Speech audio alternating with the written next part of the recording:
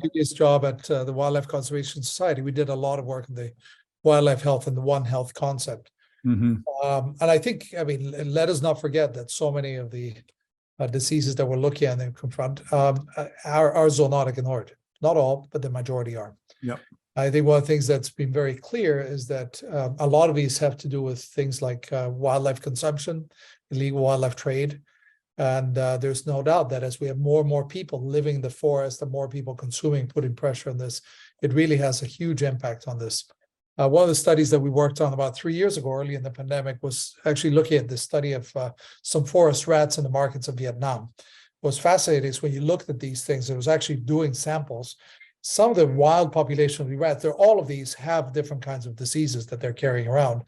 But as the supply chains start taking these rats and bringing them into the urban centers, they get piled up, combined, and things. They become perfect brewing areas.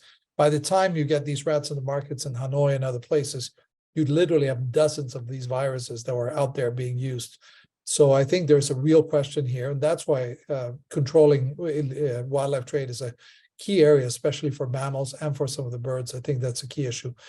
And the other thing we've learned is that as we move more into the forest, and there's good studies from India and others showing that, is that human wildlife face increases, just the probability of that spillover from wildlife populations into humans increases exponentially. So I think there's a lot of debate around this, but I think in general, very clearly, there are some precautionary things that we do that will help us reduce the likelihood of future spillovers and future pandemics.